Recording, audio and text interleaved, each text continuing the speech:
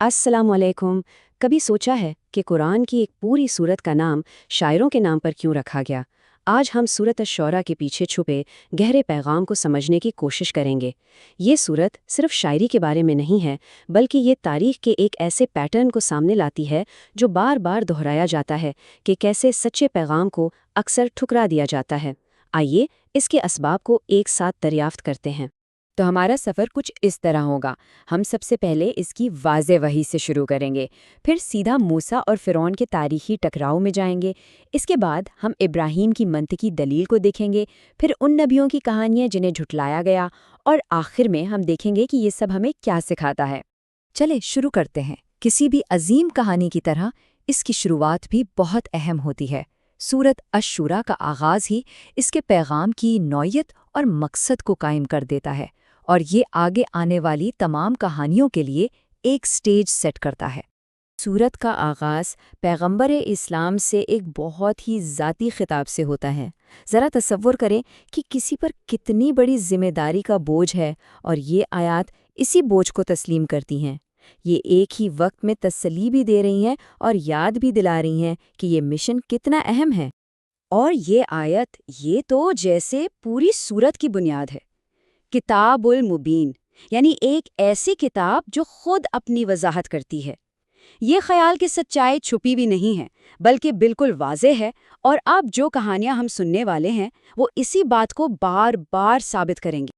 अब हम सूरत के बिल्कुल मरकज़ में दाखिल होते हैं, जहां तारीख के सबसे बड़े मुकाबलों में से एक का जिक्र है।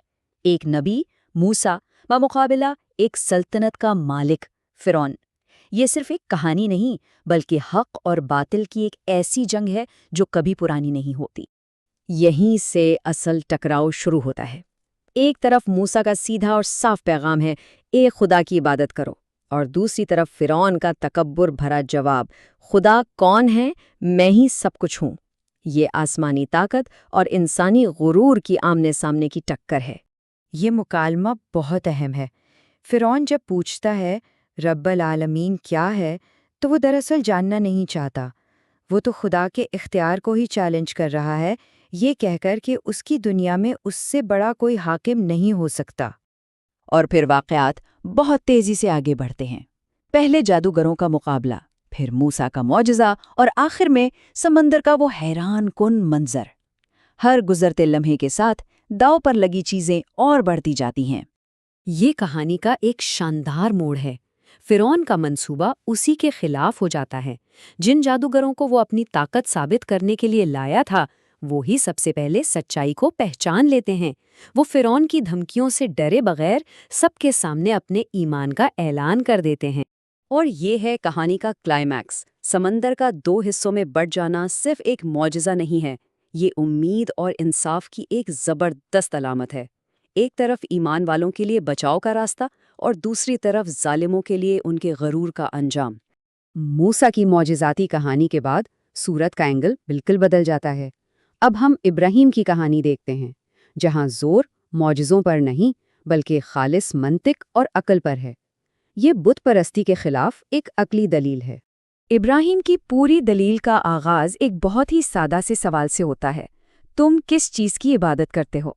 ये सवाल इतना बुनियादी है कि ये उनकी कौम को मजबूर कर देता है कि वो सदियों से चली आ रही अपनी रवायात पर पहली बार सोचें।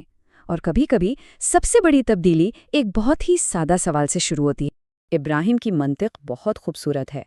वो बेजान बुतों का मुवाजना उस जिंदा खुदा से करते हैं जो हर चीज़ को संभाल रहा है। वो कोई पेचीदा फ़लसफ़ा पेश नहीं करते, बल्कि रोज़मर्रा की ज़िंदगी से मिसालें देते हैं जिससे हर कोई जुड़ सकता है कि भाई हमें बनाया किसने, खिलाता कौन है, बीमारी में शिफा कौन देता है, ज़िंदगी और मौत किसके हाथ में है। और इन आयात में इस दलील की गहराई महसूस की जा सकती है। ये सिर्फ खुश्क मंतिक नहीं है, बल्कि ये एक दिल से निकली हुई दुआ है, एक ज़ाती गवाही है कि खुदा उनकी ज़िंदगी में क्या मायने रखता है। और यही तो इबादत की असल रूह है। अब सूरत की रफ्तार तेज़ होती है। एक के बाद एक कई नबियों की कहानियां हमारे सामने आती हैं, और हर कहानी में हमें एक ही पैटर्न नजर आएगा। एक पैगाम, उसका इनकार, और फिर उस इनकार का नतीजा। ज़रा इस तकरार पर गौर करें। नूह, ہود، صالح، لوط، شعیب۔ نام اور زمانے الگ ہیں لیکن پیغام بالکل وہی ہے۔ یہ اس بات کا ثبوت ہے کہ سچائی وقت اور جگہ کے ساتھ بدلتی نہیں۔ اور جس طرح پیغام ایک تھا اسی طرح انکار کے طریقے بھی ملتے جلتے تھے۔ ہر قوم اپنے وقت کے کسی بڑے گناہ میں مبتلا تھی، کوئی تکبر میں، کوئی مادی چیزوں کے غرور میں، تو کوئی اخلاقی پستی میں، اور ہر ایک کا انجام بھی ان کے اعمال کے مطابق ہی ہوا۔ مثال کے طور پر حضرت ہود اور ان کی قوم عاد کی کہانی کو ہی لے لیں۔ ان آیات میں وہی پیٹرن صاف نظر آتا ہے، ایک نبی کی نصیحت، قوم کا انکار، اور پھر قدرت کا انصاف۔ اتنی ساری تاریخی مثالوں کے بعد اب سورت ان تمام دھاگوں کو ایک ساتھ جوڑتی ہے۔ ان سب کہانیوں کا آخر مقصد کیا ہے؟ سورت کا آخری حصہ اسی سوال کا جواب دیتا ہے۔ تو آخر ان تمام کہانیوں کو بار بار دہرانے کا مقصد کیا ہے؟ ہمیں ان سے کیا سیکھنا ہے؟ سورت ہمیں دعوت دیتی ہے کہ ہم صرف کہانیاں نہ سنیں بلکہ ان کے پیچھے چھپے اس پیٹرن پر غور کریں۔ اور جواب بہت واضح ہے۔ پہلا سبق، سچائی ہمیشہ ایک ہی رہی ہے۔ دوسرا، ہر عمل کا نتیجہ ہوتا ہے۔ تیسرا، ایمان لانے والوں کے لیے ہمیشہ نجات کا راستہ ہوتا ہے۔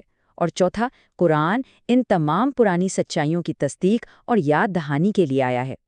اور آخر میں سورت ماضی کو حال سے جوڑ دیتی ہے۔ یہ بتاتی ہے کہ قرآن کو الروح الامین یعنی وہی امانت دار فرشتہ جبرائیل لے کر آیا ہے جو پچھلے تمام نبیوں پر وحی لاتا تھا۔ یہ اس بات کی دلیل ہے کہ یہ پیغام اسی الہی سلسلے کی ایک کڑی ہے۔ اور یہیں پر یہ سورت ہمیں ایک آخری سوال کے ساتھ چھوڑ جاتی ہے۔ تاریخ کے یہ پیٹرنز، ایک واضح پیغام، اس کے جواب میں تکبر، پھر انکار اور آخر میں نتیجہ، کیا یہ سب صرف پرانی کہانیاں ہیں یا آج بھی ہم انہیں اپنے ارد گرد مختلف شکلوں میں دیکھ سکتے ہیں؟ اس پر ضرور سوچیے گا۔